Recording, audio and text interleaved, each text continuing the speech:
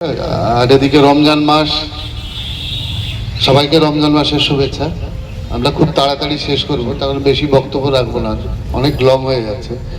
তো প্রথমেই সব থেকে ধন্যবাদ জানাই আমাদের শ্রীঅমিত সাহেবকে। তার কারণ তিনি না থাকলে হয়তো এই কাজগুলো হতোই না। তার কারণ আমি বারবার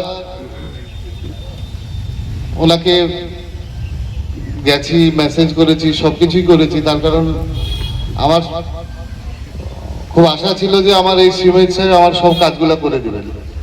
এবং সত্যি কথা, উনি খুব কাজের লোক।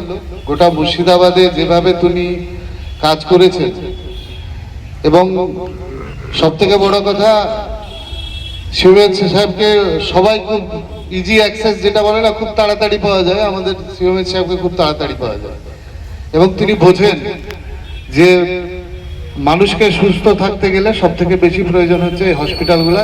সেটার তিনি সেই দাবিকে মেনে নিয়েছেন, এবং তিনি আজ এখানে উপস্থিত হয়েছেন। সেই জন্য ওনাকে আমার তরফ থেকে এবং বেলডাঙ্গাবাসীর তরফ থেকে অনেক অনেক শুভেচ্ছা এবং ধন্যবাদ জানাই।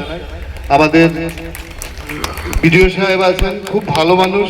আমরা বিডিও সাহেব পেয়েছি। সত্যি কথা,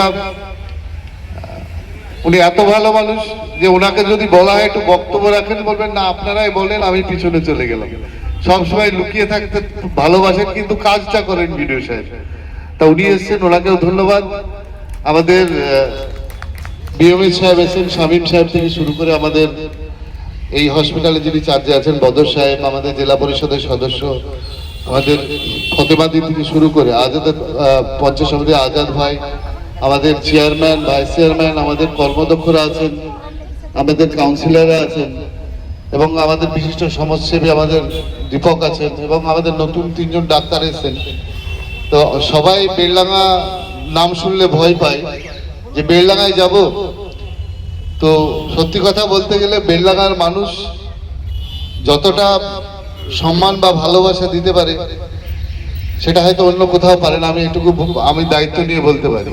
তার কারণ বেলডাঙ্গায় ছোট ছোট ঘটনা অবশ্যই ঘটেছে, কিন্তু ঘটার পরের দিনই আপনি বুঝতে পারবেন না যে বেলডাঙ্গায় কিছু হয়েছে। এটা হচ্ছে বেলডাঙ্গার আসল চরিত্র। তো এখানে নতুন ডাক্তার এসছে, সবকিছু নতুন হচ্ছে। আমাদের দীর্ঘদিনের দাবি ছিল যে সিজারটা আমরা এখানে করব।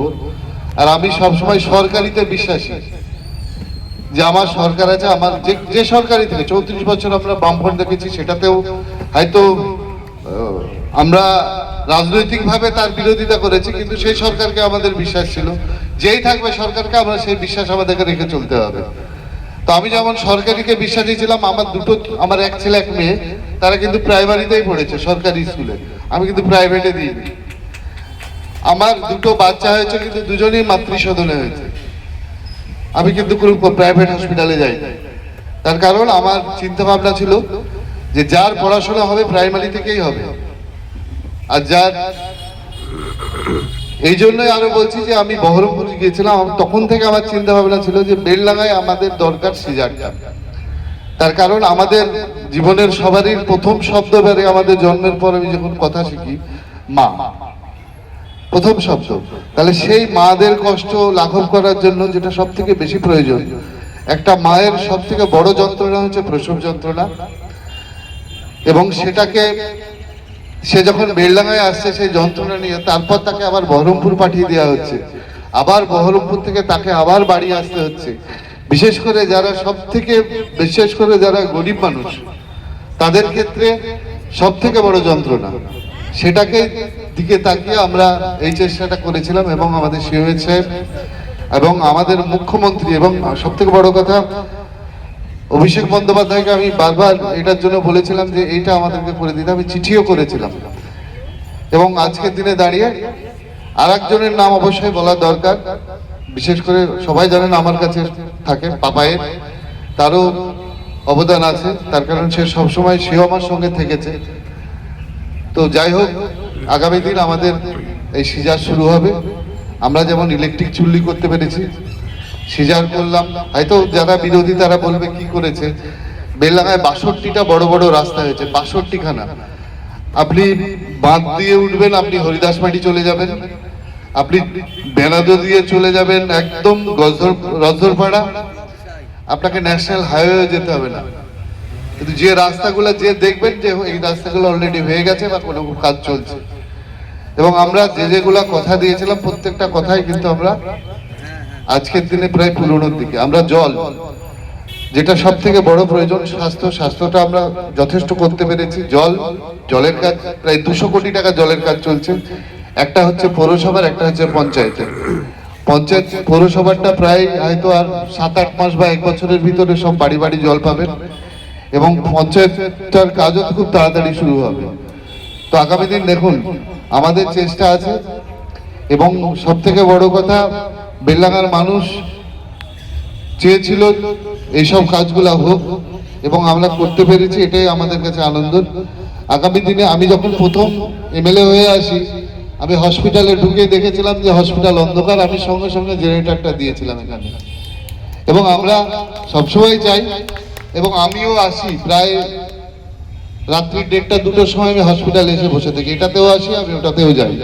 তার কারণ অনেক সময় যে দেখি হয়তো যে ঠিক পরিষেবা পাচ্ছে না, ডাক্তারকে বলে সেই পরিষেবা পাওয়ানো, সেটা আমাদের অনেকজনই আছে এখানে যারা রাত্রে এই জিনিসটা দেখে।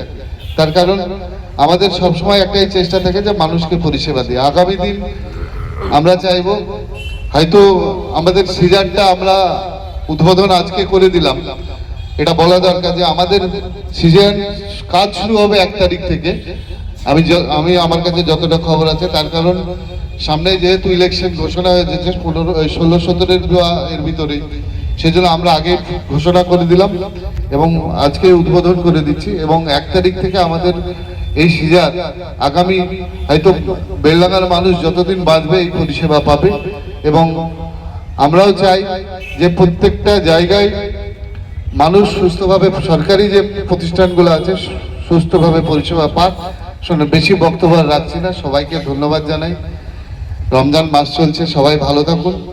আগামী দিন ঈদ আসছে হয়তো খুব তাড়াতাড়ি, সকলকে ঈদের শুভেচ্ছা জানিয়ে আমার বক্তব্য শেষ করছি। সবাই ভালো থাকুন, সুস্থ থাকুন, সকলকে ধন্যবাদ।